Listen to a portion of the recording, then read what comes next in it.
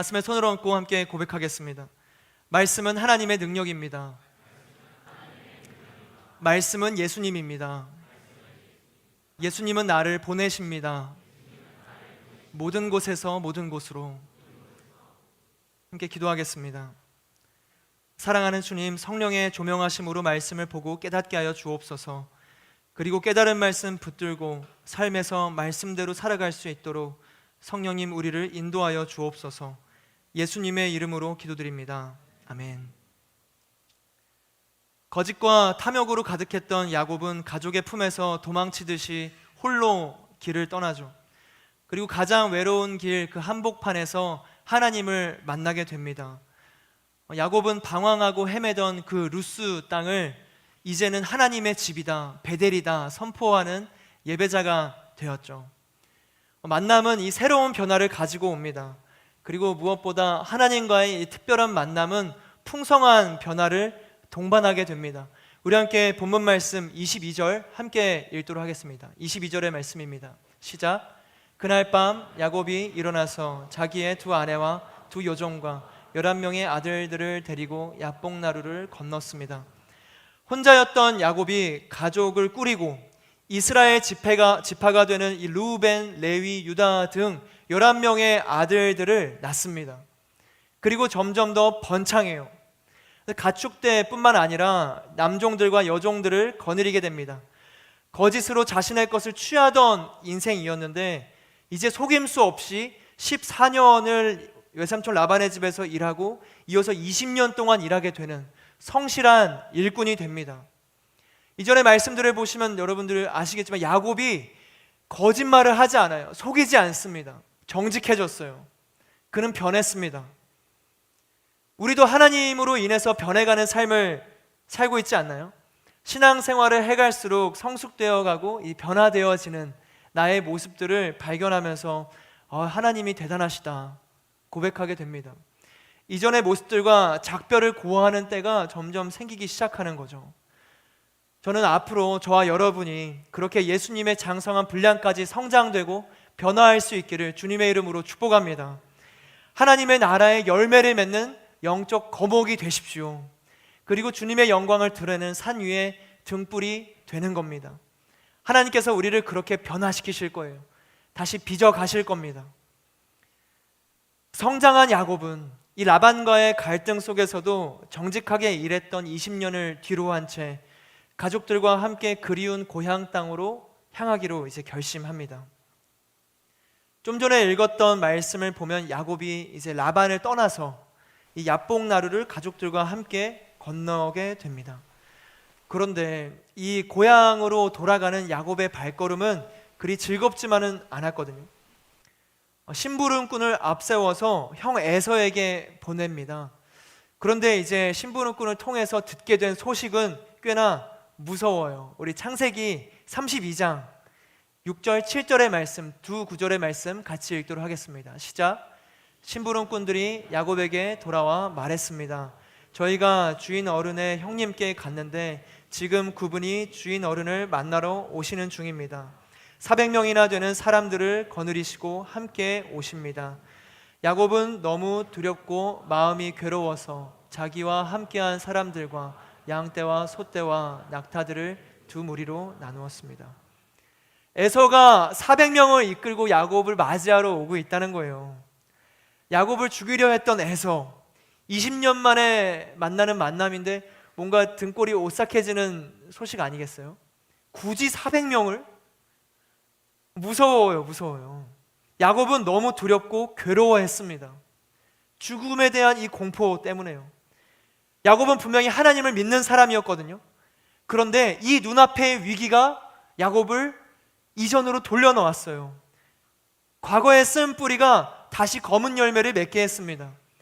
우리도 그러지 않나요? 잘 살아가다 하나님 믿음으로 난 달라졌다 살아가는데 어떤 어려움이 닥쳤을 때, 큰 자극이, 큰 위험이 내 앞에 있을 때 그 위기 앞에서 이전과 똑같은 반응을 보이게 되는 경우, 그런 때 있잖아요. 야곱이 지금 딱 그런 때를 맞이하고 있는 거거든요.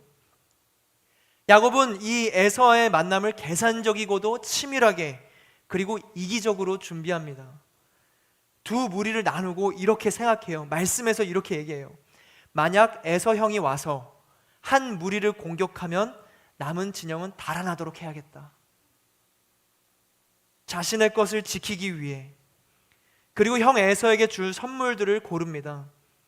얼마나 많은지 아세요? 제가 약간 랩하듯이 읽어볼게요. 암염소 200마리, 순염소 20마리, 암양 200마리, 순양 20마리, 젖먹이는 암남타 30마리, 그 새끼들 30마리와 암소 40마리와 황소 10마리와 암낙이 20마리와 순낙이 10마리. 이거를 다 에서를 위해서 준비한 거예요. 과하지 않나요? 엄청나죠? 야곱은 이것을 여러 때로 나눠서 앞서 보냅니다. 그리고 이제 이야기하기를 에서를 마주할 때마다 야곱의 선물이다라고 말하게 시켜요. 이 선물로 형의 마음을 누그러지게 하려고요.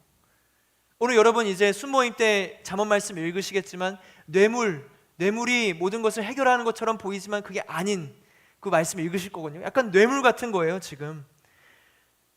그러면 이 모든 것을 세밀하게 견고하게 준비하고 나서 야곱은 평안을 찾았을까요? 우리 함께 24절의 말씀 같이 한번 읽어보도록 하겠습니다. 24절의 말씀입니다. 시작. 그리고 야곱은 홀로 남아 있었는데 어떤 사람이 나타나 동칠 때까지 야곱과 씨름을 했습니다. 저는 이 짧은 한 문장에 야곱의 마음이 너무나 잘 드러난다라는 생각이 들었어요. 이 여러 계산 속에 수많은 가축대들을 여러 때로 나누어서 앞서 보내고 나서 그 마음의 평안이 찾아왔으면 야곱이 여유롭지 않았겠어요? 가족들과 시간을 보내고 차 한잔 하면서 이제 됐다. 근데 그게 아니었어요. 야곱은 홀로 남아 있었습니다. 혼자의 시간을 보냈어요. 우리도 마음이 어려울 때 누군가 같이 있는 게 편한가요? 그저 혼자만의 시간을 갖고 싶지 않나요? 지금 딱 야곱이 그런 모습 같아요. 그리고 어떤 사람과 동칠 때까지 씨름을 했다라고 합니다. 겨뤘다는 거죠. 누군지도 모를 사람과 서로 부여잡고 누가 이기는지 힘싸움을 했다라는 겁니다. 아마 야곱이 그 어떤 사람이 누구인지 처음에 모르고 에서가 자신을 죽이려고 보낸 자객이나 강도 정도로 생각했을 수 있을 것 같아요. 길 가다가 모르는 사람과 싸워보셨나요? 길 가다가 그냥 지나가다가 눈이 마주쳤다는 이유로 싸우는 사람들, 건강하고 온전한 정서로는 그럴 수가 없죠. 야곱이 어떤 정서였나? 모르는 사람하고 씨름하는 마음의 상태였던 거예요. 야곱은 평안하지 못했습니다. 사랑하는 우리 하늘 여러분, 평안은 전략으로 얻어내는 전리품이 아닙니다. 내가 계획하고 치밀하게 준비한다고 해서 평안해지는 게 아니에요. 내가 성취로서 나를 가득 채운다고 해서 얻어낼 수 있는 보상이 아닙니다. 평안은 하나님께서 주시는 겁니다. 야곱은 연약한 믿음으로 아직까지도 과거의 전략적이고 계산적인 그 이기적인 마음들을 버리지 못했어요. 야곱을 보면 얘는 진짜 어디 가도 굶어 죽진 않겠다 할 정도의 두뇌 회전이 빠른 사람이었죠. 에서를 만나러 가는 길에도 선물을 보내는 전략을 세웠습니다. 하지만 그에게 평안은 없었어요. 사람의 삶을 자신이 이끈다 해도, 계획한다 해도, 준비한다 해도, 전략적으로 치밀하게 견고하게 세워간다 해도 하나님 없이는 절대로 평안이 없습니다. 우리도 불안한 마음에 여러 전략들을 짜가면서 살아가지 않나요? 하나님을 믿고 있지만 그럼에도 이것을 이렇게 해야 되나 저렇게 해야 되나, 이러면 되나 저러면 되나, 하나님 나라 안에서의 기대와 소망으로 그 길을 가는 게 아니라 걱정을 원동력으로 삼아서 행동하는 겁니다. 행동의 동기가 불안함이면 그 결과 또한 불안이죠. 평안은 하나님께서 주시는 겁니다. 저는 저와 여러분이 어떠한 위기의 순간에서도 하나님으로 인한 평강이 가득하기를 주님의 이름으로 축복합니다. 하나님께서 이 야곱에게 평안을 주시기 위해서 쓰셨던 방법이 무엇인가? 엉덩이 뼈를 치신 거예요. 우리 함께 25절과 26절의 말씀 같이 읽어볼까요? 시작. 그 사람이 자기가 야곱을 이기지 못하는 것을 알고는 야곱의 엉덩이 뼈를 쳤습니다. 야곱이 그 사람과 씨름하는 사이에 야곱의 엉덩이 뼈가 어긋나게 됐습니다. 그 사람이 말했습니다. 동이 텄으니 나를 보내주어라. 야곱이 대답했습니다. 저를 축복하지 않으시면 못 갑니다. 야곱이 밤새 동이 트기까지 그 사람과 붙잡으면서 어느 한순간 깨달았던 것 같아요. 아, 이 사람은 그냥 일반적인 사람이 아니구나. 신적인 인간, 하나님이구나. 그렇기 때문에 이후에 축복하지 않으시면 못 보낸다, 이런 말을 하지 않았겠어요? 그런데 이 25절 첫 구절이 너무 재밌는 거예요. 그 사람이 자기가 야곱을 이기지 못하는 것을 알고는, 그러니까 그 사람을 하나님이라 봤을 때, 다시 읽어보면 하나님 자신이 야곱을 이기지 못한다는 것을 알고는. 너무 재밌는 표현이지 않나요? 하나님께서 자신이 야곱을 이기지 못할 것을 아셨대요. 재밌어요. 하나님이 그런 분이시죠. 억지로 우리를 이기려 드시고 강제적으로 우리를 조종하려고 하시는 분이 아닙니다. 우리가 떼를 쓰고 우리가 막 억지를 부리면 아유, 얘는 진짜 어떡하지? 이길 수가 없네. 따스한 부모님의 마음을 품은 우리 하나님. 이 말씀을 읽으면서 제 어렸을 적이 생각나더라고요. 어렸을 적에 이제 형제들은 그렇지만 저희 집엔 자매가 없어서 모르겠어요. 형제들은 아버지랑 이제 팔씨름을 종종 하거든요. 그러니까 아버지랑 팔씨름할 때 아버지가 늘 이렇게 두 손가락을 내미셨어요. 그럼 저는 잡고 이제 있는 힘을 다해서 넘기려고 애를 쓰죠. 온몸을 써가면서 막 치열하게 막 이렇게 해가면서 막 이기려고 했던 기억이 납니다. 그런데 생각해보면 얼마나 가소로운 싸움인가요? 사실 그냥 아버지한테는 1초 컷 아니겠어요? 그냥 탁 하면 그냥 넘어지는 겁니다. 그냥 우랴짜 하면 야 이겼다 그냥 하실 수 있는 건데 그냥 그대로 버티고 계셨어요. 이겨보겠다라는 심성이 아니라 이 함께하는 시간 자체가 아버지에게는 즐거움이 아니었을까. 하나님께서는 언제나 우리 수준에 맞춰서 우리에게 가장 좋은 것을 주시기 위해서 낮추고 또 낮추십니다. 예수님이 우리에게 온 사건이 바르고 낮아져서 우리의 수준에 맞춰주신 사건이고, 우리가 지금 읽고 있는 하나님의 말씀, 이 성경 또한 하나님의 수준을 낮춰주신 거거든요. 영원하지 않은 것을 매개로 우리에게 왔어요. 하나님의 뜻이 우리가 이해할 수 있는 언어의 형태로서 우리에게 온 겁니다. 우리를 사랑하시니까. 지금 야곱이 만나고 있는 하나님이 바로 그 하나님이신 거죠. 하나님은 야곱의 엉덩이뼈를 치셨어요. 그래서 야곱은 어긋난 엉덩이뼈로 인해서 절뚝이게 됩니다. 이것은 무엇인가? 이제 최악의 경우에도 에서를 피해서 홀로 도망갈 수도 없는 거예요. 막 쫓아오면 어떻게든 달려서 말을 잡고 해야 되는데 절뚝이는 다리로 평소처럼 도망갈 수가 있을까요? 이후 이제 야곱의 건강 상태가 나오지는 않지만 이스라엘 자손들이 엉덩이뼈에 붙은 힘줄을 먹지 않았다라는 성경의 구절들을 보면은 아마 야곱은 평생 동안 이 절뚝거림을 가지고 있지 않았을까, 장애의 상태로 살아갔던 게 아닐까 싶습니다. 놀랍게도 이것이 야곱에 대한 하나님의 해결책이었던 거예요.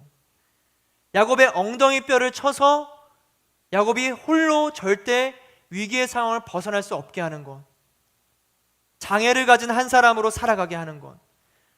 하나님께서는 야곱을 깨뜨리셨습니다.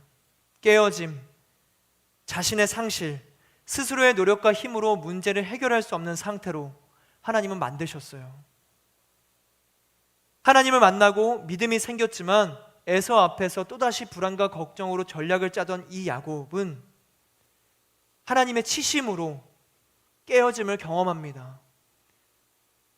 이전의 상태를 잃어버리고 아픔과 고통의 상태, 고난이 이어지는 평생을 살아가게 되었어요. 알랭드 보통의 왜 나는 너를 사랑하는가 라는 책 혹시 아시나요? 이 책을 보면은 이 남자 주인공이 비행기 안에서 옆좌석에 있는 클로이라는 여성을 만납니다. 그리고 그녀와 사랑에 빠져요. 주인공은 이 클로이라는 여성과 사랑에 빠질 확률들을 계산하거든요. 이 12월의 어느 날 보잉 767이라는 이 같은 비행기를 탈 확률, 그리고 이코노미 좌석은 총 191개의 좌석인데 내가 191개 좌석에 한 군데 앉고 그 나머지 190개의 좌석 중에서 이 사람이 옆에 앉을 확률들을 막 계산해요. 그리고 도출해내는 결과가 989.727분의 1, 약 0.1%이거든요. 이분이 아마 MBTI 하면 100% T가 나올 거다. 우리는 운명이야가 아니라 어떻게 우리가 만났을까 막 확률 계산하고 있는 거죠. 근데 이제 이 0.1%라는 수치도 사실 이 변수와 표본들을 굉장히 한정화하고 단순화했기 때문에 나온 거지, 말이 안 되는 거죠. 누군가를 만나서 사랑에 빠질 확률을 계산한다는 건 말도 안 됩니다. 그래서 여러분이 아직 사랑에 빠지지 못했다면 여러분의 잘못이 아닌 거예요. 그렇지 않나요? 아직 그 만남이 지금 없는 겁니다. 그래서 책에 보면은 이 주인공이 스스로 이 계산을 마치고서는 이런 생각을 해요. 이렇게 말합니다. 이 계산은 이성적 주장들을 납득시키기는커녕 우리가 서로 사랑하게 된 것에 대한 신비적 해석을 뒷받침해 주었을 뿐이다. 우리는 이성의 시대를 살아가고 있지만 세상의 모든 일들은 계산대로 설명되지 않습니다. 만남조차도 아무리 계산해도 우리가 알 수 없는 신비적인 만남이 있는 거고, 우리가 아무리 이성적이고 머리를 굴려가면서 해보려 해도 안 되는 것들은 분명히 있죠. 내 생각대로 흘러가는 삶이 아닌 겁니다. 하나님께서는 우리의 이성을 꺾으시고 계획을 꺾으실 때가 있어요. 그때는 괴로움의 때죠. 괴로움의 때. 내가 생각한 대로, 내가 계획한 대로 잘 되지 않으면 괴롭지 않나요?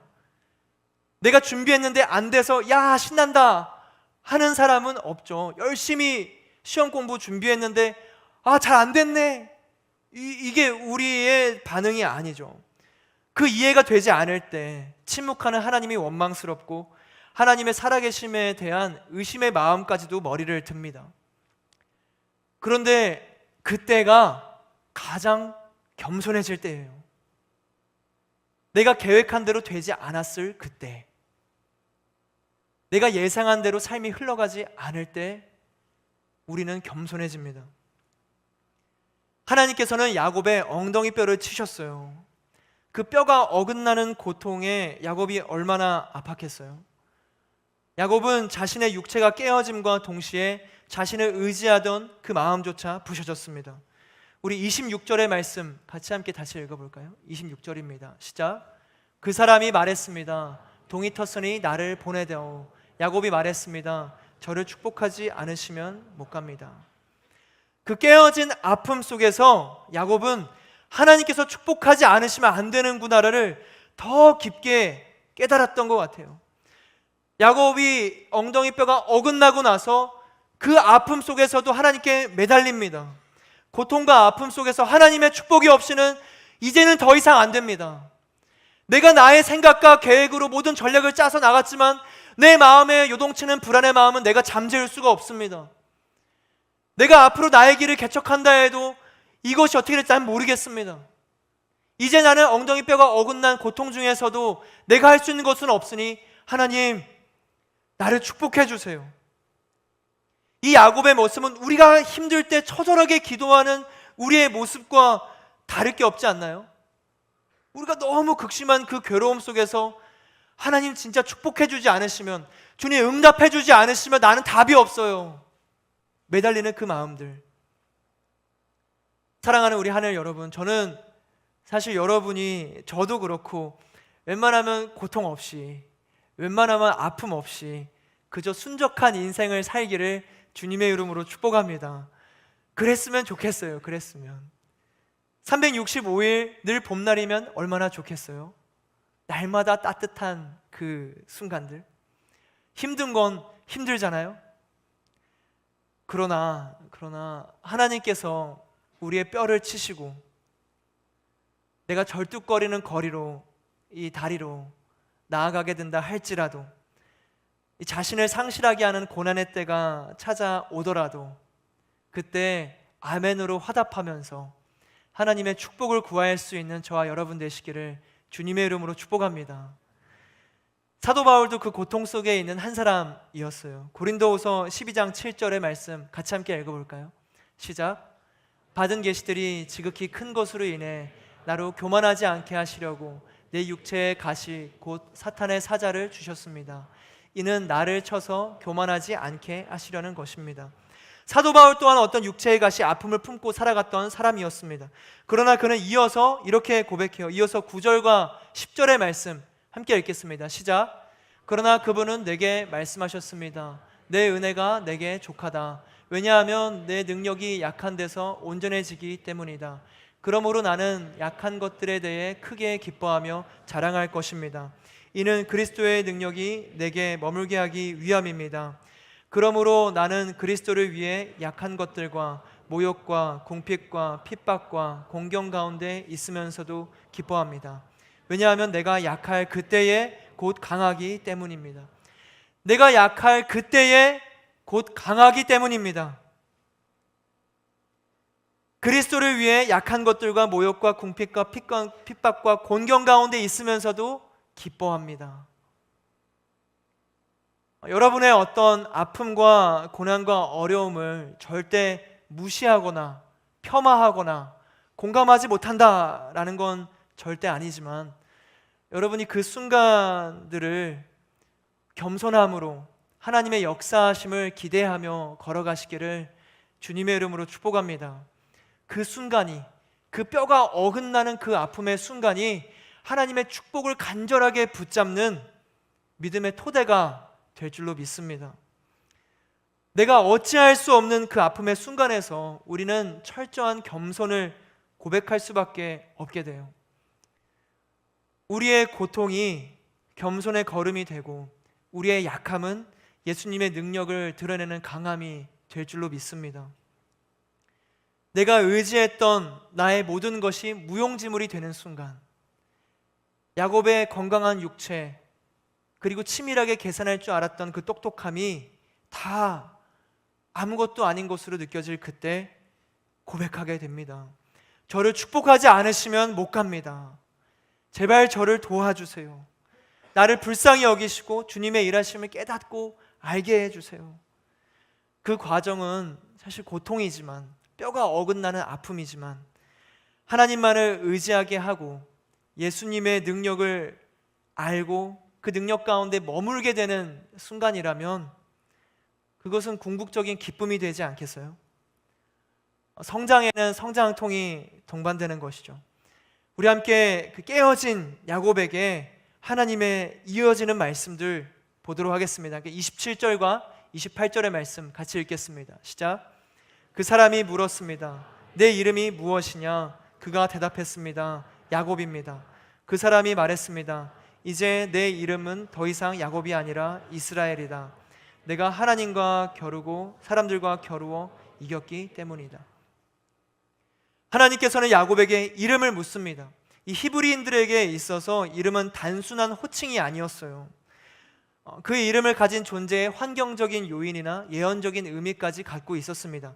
야곱은 자신을 야곱, 발 뒤꿈치 잡은 자, 속이는 자라고 소개하죠. 네 이름이 무엇이냐? 야곱입니다. 저는 발 뒤꿈치를 잡는 사람입니다. 저는 속이는 사람입니다. 그러나 하나님께서는 말씀하십니다. 더 이상 너의 이름은 야곱이 아니라 이스라엘이다. 이스라엘. 이스라엘의 뜻은 하나님의 도움을 받아 싸우는 자라는 거거든요. 하나님의 도움을 받아 싸우는 자.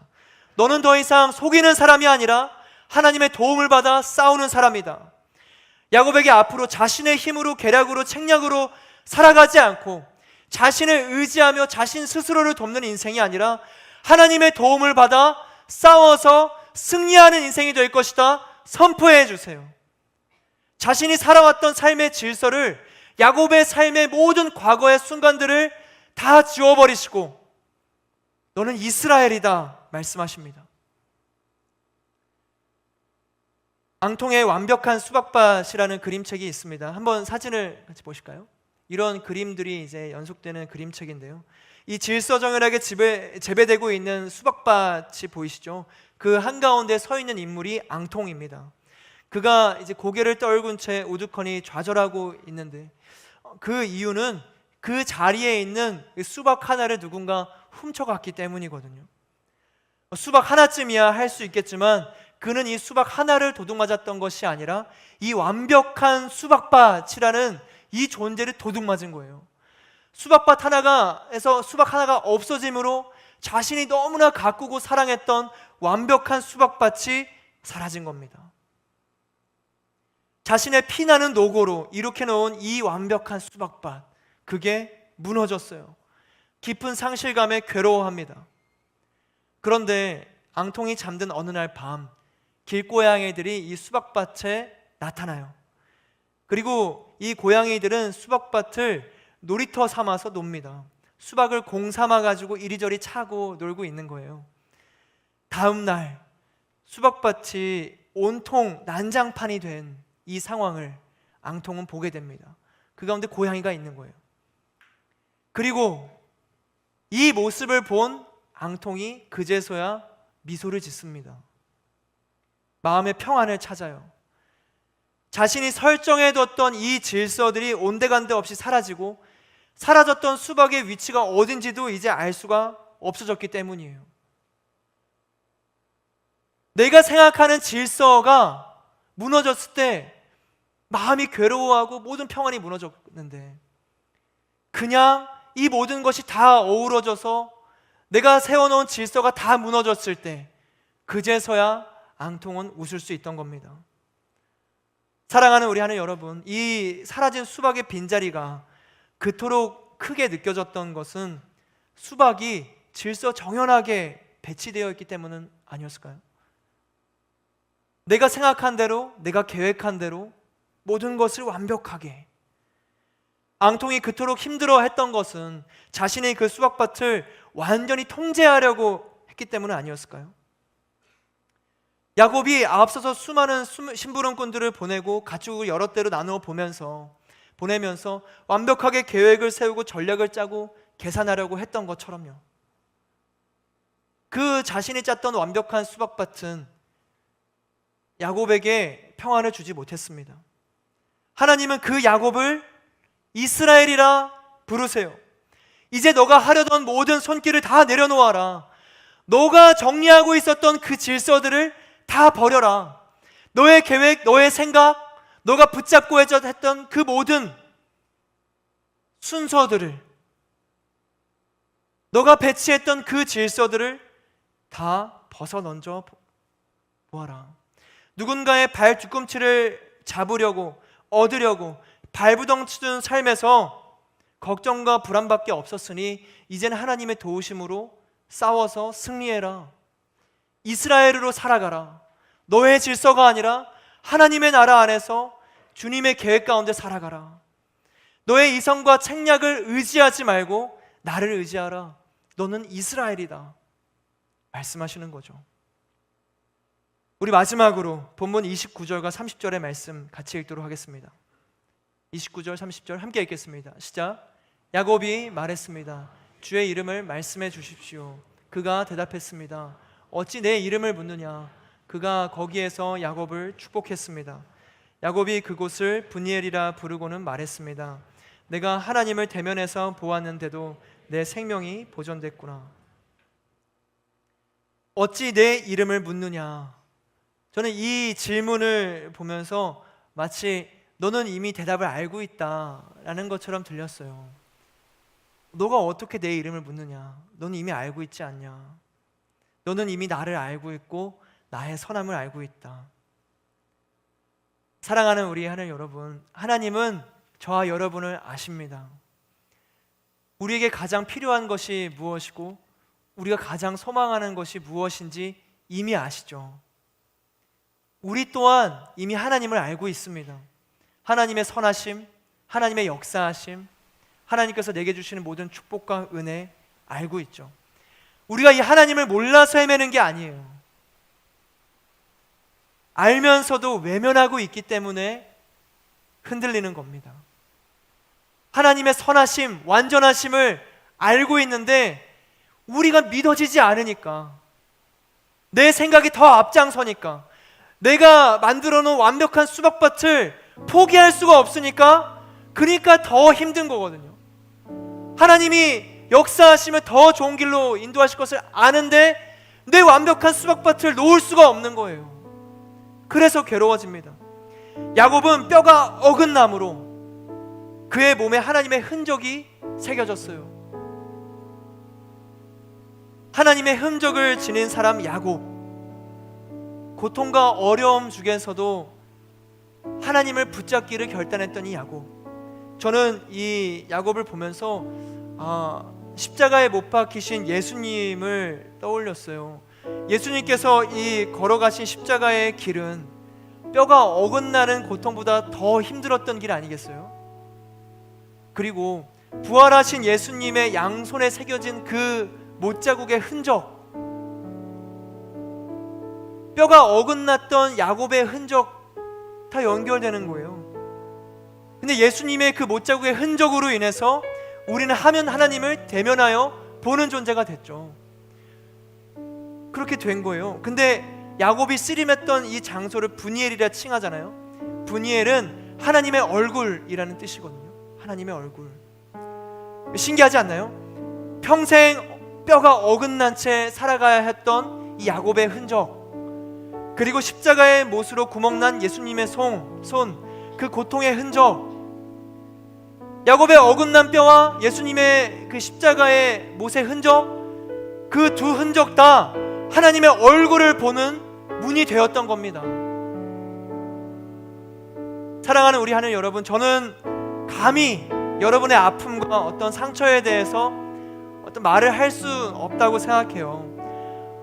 이 가벼운 위로를 전하고 싶지도 않고 함부로 그 고난에 대해서 평가하거나 그 원인을 분석하고 싶지도 않습니다.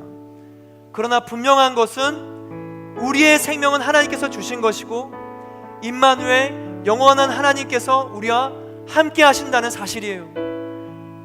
우리의 아픔이 야곱의 어긋난 뼈와 같은 흔적을 남기고 있어도, 그 상처에 흉터가 있어도, 예수님의 못 박힌 손과 같이 구멍난 손이어도 그 아픔의 흔적을 통해서 예수님의 얼굴을 볼 수 있다면 그것이 우리에게 주어지는 참된 축복이지 않겠어요? 야곱은 아마 평생의 절뚝이면서 장애를 갖고 살아갔을 거거든요.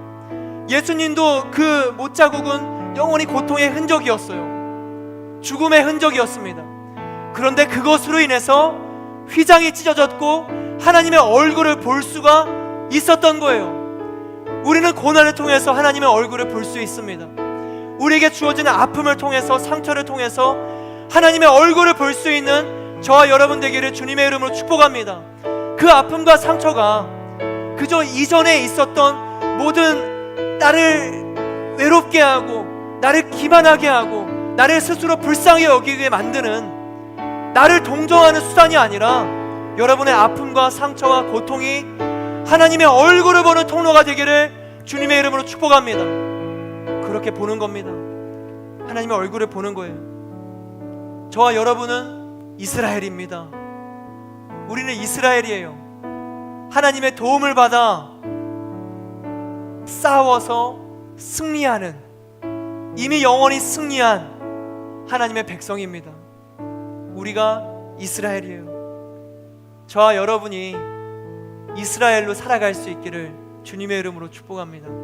우리 함께 찬양하실 텐데요, 이 찬양의 고백 가운데 우리의 마음이 담기고 또 우리의 참된 고백이 있기를 소망합니다. 그 사랑이 내려와 우리 함께 찬양하며 나아가시겠습니다.